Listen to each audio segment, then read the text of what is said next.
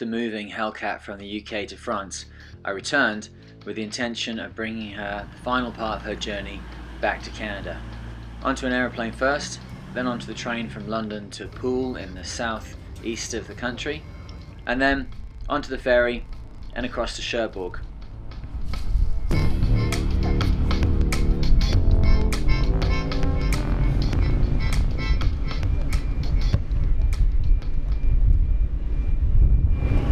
So today is very much the day.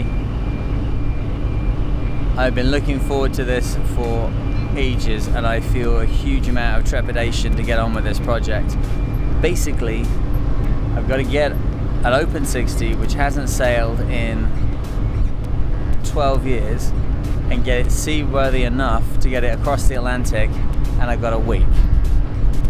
So now I have already sailed this boat from the UK to France, so I know full well that she's good to go. But there's a lot more I would have done to her if I had the chance. She's certainly not a slick,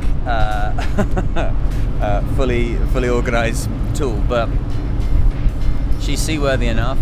We can get the systems up and running as we go, and it's just me, so should be right.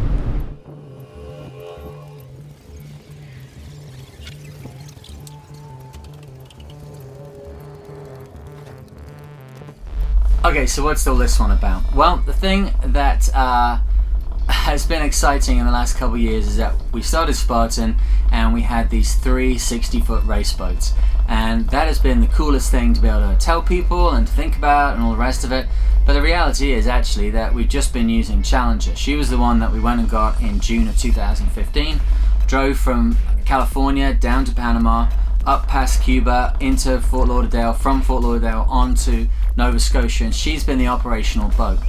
In the last couple of months we had an issue where we struck a submerged object while we were doing the Block Island race. We damaged the keel. We then haven't been able to use Challenger for the rest of the year, and a kind of gap has opened up because I've had to cancel events, which has been awful, but a gap has opened up, which means that for the first time in a decent season when I can actually sail across a patch of water, we have the opportunity to go and get some of these other operational boats. Now, the one we're going to go and get like today basically is Hellcat. Hellcat is an Open 60, a little bit different from the Volvo 60s we have. She's built of carbon fibre, where the others are built of Kevlar. She has a slightly taller mast. I've had Hellcat and Challenger together at the dock previously here in France, and you can see the differences between them. She's 60 foot on the waterline with a plumb bow and a plumb stern. Challenger, as a Whitbread 60, is 60 foot on the waterline with an overhanging stern and an overhanging bow. The Open 60 design is a lot wider in the mid part of the boat, and then continues that width all the way to the back. So the back of the thing is like an aircraft carrier. It's about 5.5 meters wide at the back. You'll have to forgive me, I do like meters and miles per gallon and pounds and kilos, and it's the mess of living between North America and Europe. So this is definitely not part of our operational arrangement as Spartan. For Spartan, we try and make sure safety is at the very fore of what's going on. That is our operational. This is my personal life. This is my endeavors as an individual. And if you've ever gone and picked up an old car, or you've gone and picked up your own old boat, or you've gone and hiked up a mountain out of season or whatever, this is in the same vein as that. This is me going on a boat which I know, okay, I know it's sister ship, but I know this kind of boat very, very well. I've sailed Open 60 like this solo around the world, below 3 stormy capes. I've got a pretty good idea what I'm doing. As of last time I went sailing, I've got 305,000 miles experience. So this is not, do not attempt this at home. You can tell from what I'm saying, I'm nervous about this because I would like to have left it here. I would like to have unlimited funds to put into it, and at some dream date in the future, after the magic wand's been over it, I can sail out of here in this spangly new boat. But it doesn't work like that. What I need to do is I need to get the boat home, so it's 20 minutes from my house, so I can go and work on it. So what I'm working on is that the weather at the moment is very flat, it's very stable, it has been for a couple of weeks. The summer high is rolling along very nicely, the temperatures are good, we haven't seen any serious weather situations really occurring anywhere in the region that I'm going to be sailing through. Have a look today outside the window, I want to be I want to be setting off in something like that, right? So, not necessarily exactly how you do it, but this is how you get to know a boat. So we're going to have this very, very slow crossing of the Atlantic and go back to Nova Scotia, and then we can start to work on this boat. And it's not just sitting in a marina, rotting away on a dream of, oh, one day. One day is code for never, right? I saw that in a film, Night and Day. That's not what's happening here. Today's the day, and even though it's damaged, and even though it's got kelp 2 meters long on the bottom, and I have to go over to CMN to pick up all this equipment, and there's only me, and I don't know what it is that's going to be a problem, but I'm not going to let it stop me right now. I am going to go and I'm going to get this boat out of here. I'm going to sail it back across the channel as a test drive. I'm going to go into Falmouth. I'm going to pick up a little memento, which my father's passed away now. My mum's in a dementia home. The house has been kind of sold up. All the stuff's gone. There's a couple of mementos I'm going to pick up from my sister, and then I'm going to sail back across the Atlantic, and you're going to come with me. So I'm going to get a little rest in my little fancy cabin here, and then next time we chat, I'll be coming in a Cherbourg, and we'll see if we can see the mast in the marina.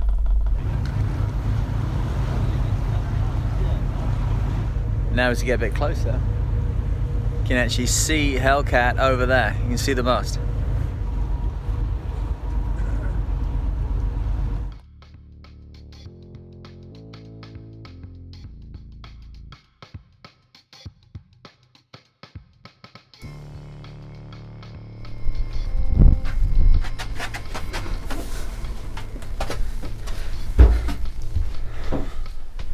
Okay, well, here we are. I've been inside the boat now 10 or 15 minutes, and it's better than I thought. The boat's been left pretty much for a year with no one here, just occasional visits just to make sure there's no water inside. Yeah, there's no standing water inside, but there's a lot of moisture. There's a lot of mold on things which have already been cleaned, have need cleaning again, you can see in here. But, you know, she's here. She's ready to go as always. Just dropped on my gear here, and now the cleanup begins. First thing is there's damage on the side deck where the boat rubbed against a concrete pylon from the marina. So before I even clean the decks, before I do anything, I'm going to get that sealed up, and it's got the best possible chance of of being sealed for when we go to sea. So I bought a little bit of resin, a little bit of filler. We should get that done now. Have a seat.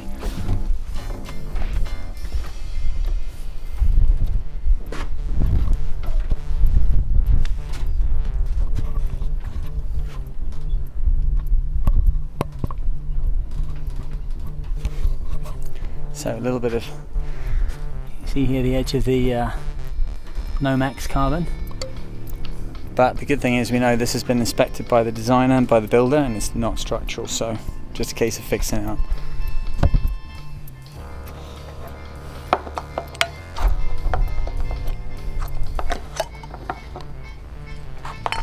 Okay, well, got going with this epoxy repair here. It's not anywhere near as bad as I was led to believe. We've got this bit at the top here, which you already cleaned back, sanded back, and that's the second layer of epoxy on it. And then this mess down here. Now there is depression here. There is depression in me. Now there is depression in the hull, but we've inspected it from the other side. It hasn't gone through to the ballast tanks. This hull at this point is nearly 2.5 inches thick. So whilst there's a depression in the hull of maybe 1/2 inch, it hasn't transposed to the inside. Now it needs replacing, it needs new foam, but what we also need to do is get to the boatyard. So this is cleaned up and the epoxy's gone on there now. Easy. Okay, so epoxy's drying. Dive gear's ready to go. Just managed to borrow a mask off one of the other boat owners because goodness knows where mine is.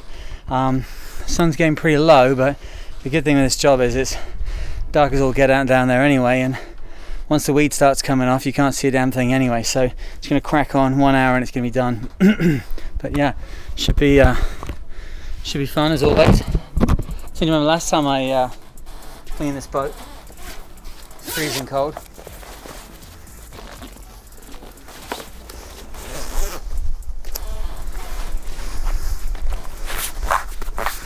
Main thing I find is keeping my head warm.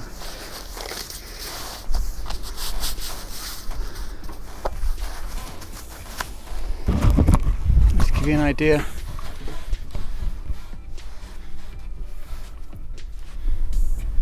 See the weight there.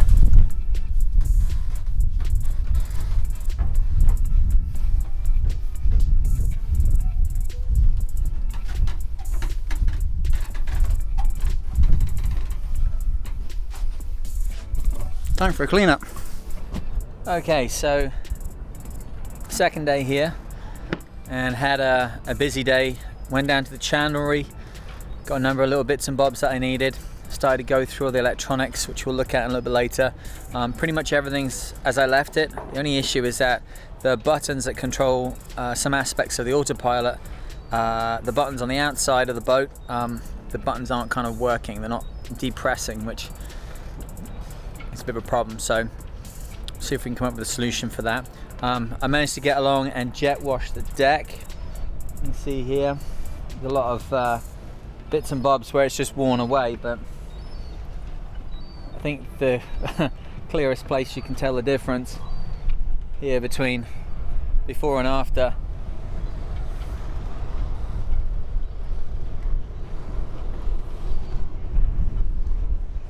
My wetsuit is not a dead guy. So yeah, it looks pretty awful with the green Ginny running down the side of the boat, but actually it's nothing. She needed a new coat of paint anyway. Wouldn't choose it if you could possibly help it to let it go like this, but you know, life gets in the way, and what are you gonna do, give up on a dream just because it looked tricky? That's kind of the point, is not to. So we've got a nice clear of deck here. I'm not going to keep jet washing late into the evening because it's going to irritate the people that are on their boats around here, but another 2 hours, or no, maybe an hour tomorrow, jet wash down that side.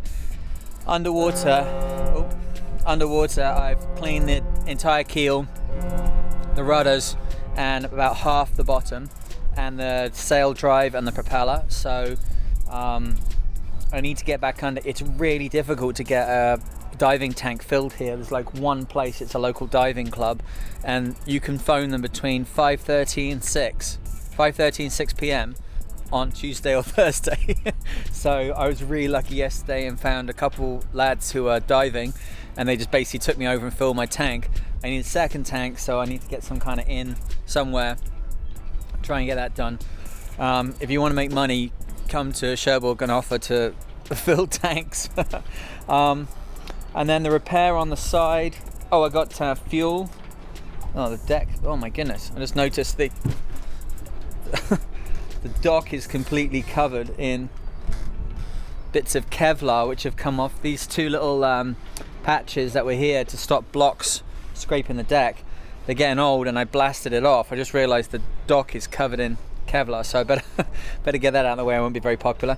Fuel here, there's 80 litres there. There's another 50 litres already inside the boat. This has got a first whack of epoxy filler on it.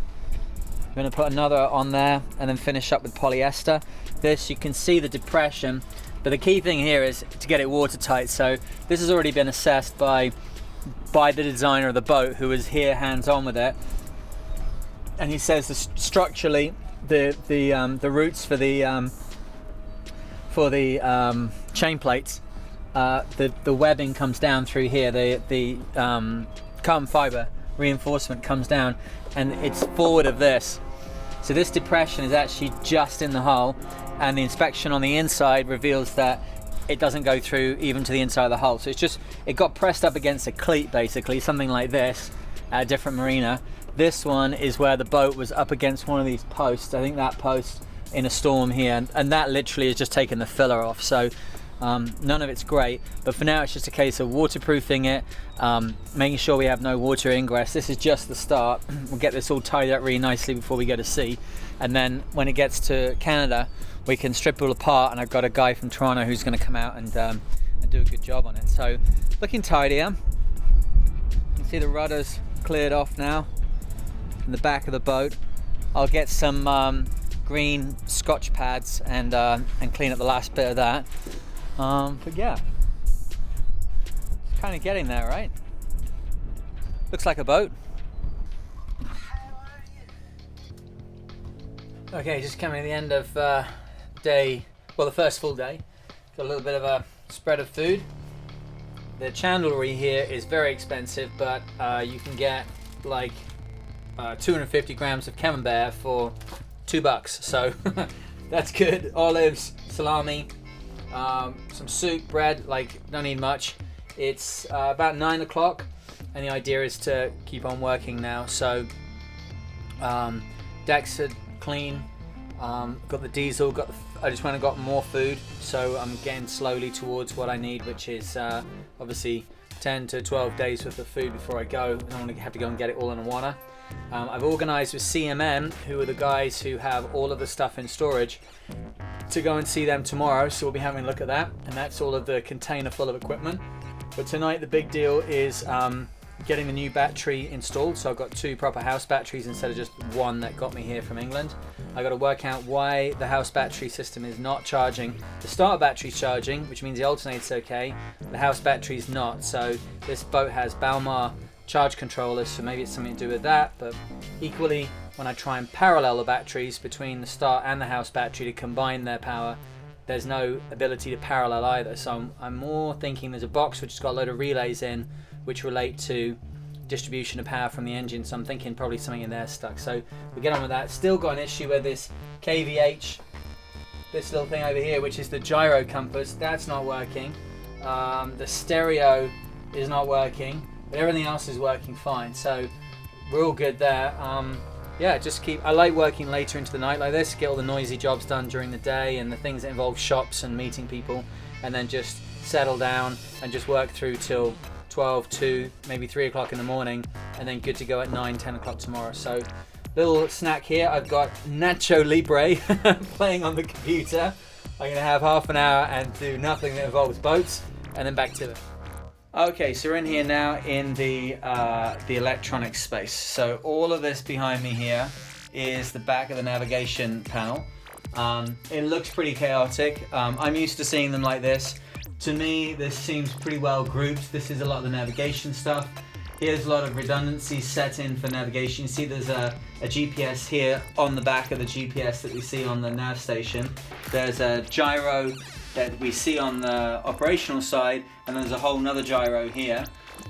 Here's the boat's computer, and then behind it is another computer. It's glued together. So in the event of there being a problem, you can come in here and cross things over. There's all sorts of, you see here there's an inclinometer, this little thing here, you see how it moves. There's one on the other side as well. This is a piece of equipment that tells the autopilot what angle the boat's at, how much it's heeling over, and allows it to adjust what it's doing, bearing in mind the amount of heel the boat's got. So if the boat starts to heel way over, it'll turn the boat up into the wind if you're going upwind. A lot of stuff that's in here can be swapped over between things, different wind instruments, different speed sensors, different depth sensors, so that at any time, if something breaks, you can still get by without having to necessarily go up the mast at that moment or go underneath the boat at that moment. And if you're sailing around the world solo, that's what you want, right?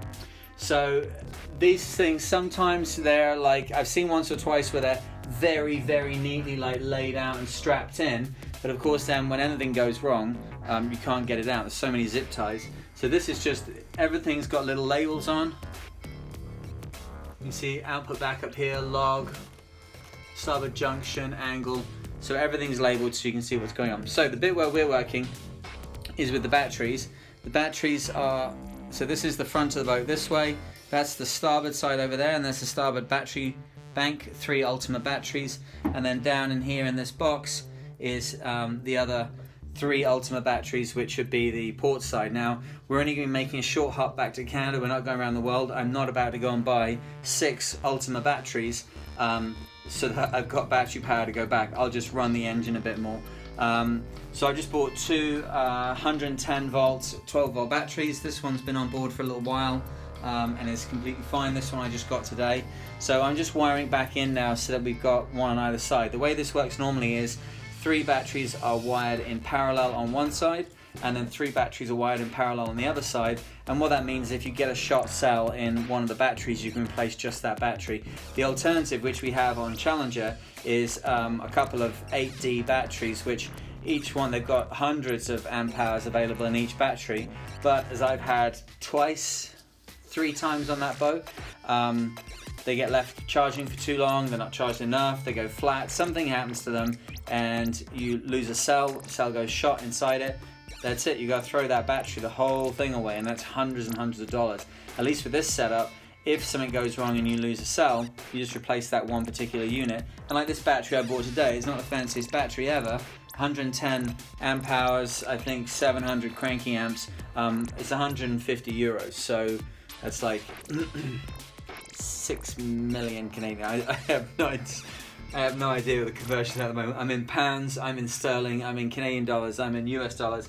It's about 200 US as opposed to like 500 for an 8D. So just getting the connections back on. When I bought the boat from the UK down to France, I just literally had one battery acting as a house battery and one battery acting as a starter battery. Now we've got the issue sorted with the house batteries charging. I'm going to make this back into a paralleled system, so our two 12-volt batteries will be put into a circuit together, but it won't add up the voltage. It'll keep the voltage the same and it'll add up the amp hours, so they're in parallel. Be very careful, not series, which would then keep the amperage the same and the amp hours the same, but would double the voltage.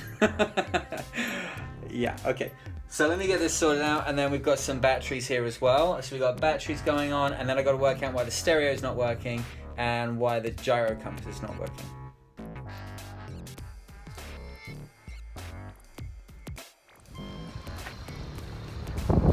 Okay, I'm here at CMN. And this is the container with all of the equipment in for our boat. Let me just get inside so I'm not so bleached out. Yeah, heaps and heaps and heaps of stuff. So this basically, our boat was built by a company called JMV, who produces some of the best carbon fiber boats in the world until I think 6 or 7 years ago. They were a subsidiary of CMN. When JMV closed, just their stuff was chucked into containers basically and brought back to the yard of CMN. So like there's loads of paperwork here and photos and things that relate to other boats, not just our boat. So I have to carefully go through and just make sure there's not stuff in here which relates to other boats. I think there's some Marichar 3 and Marichar 4 stuff in here. But yeah, it's me and a 40-foot container of stuff, and I got to get it all outside so they can photograph it, and then we'll sign it off. Yeah, it's leaving the premises. And then they very kindly given me permission to come alongside their dock, and they'll transport all the stuff over to the dock, and then I'll have heaps of fun loading it on the boat. But there's a whole heap of stuff, a whole heap of stuff. Okay, well, we'll start to bring this to a close now. You can see what's going on. There's a lot of work happening. There's a very tired man trying to move a lot of stuff around and get a boat ready. But if you're interested in this, and you're interested in this this discovery and this transformation of this older boat into an operational craft, come back next time with me, Chris Stanmore-Major, the mariner. We're going to be going through that container, finding out what treasure inside, and then taking Hellcat, moving her off the dock, getting her operational, and getting her ready for her trip back over to Canada. Until then, be smart, sail safe. We'll see you in the next one. Cheers.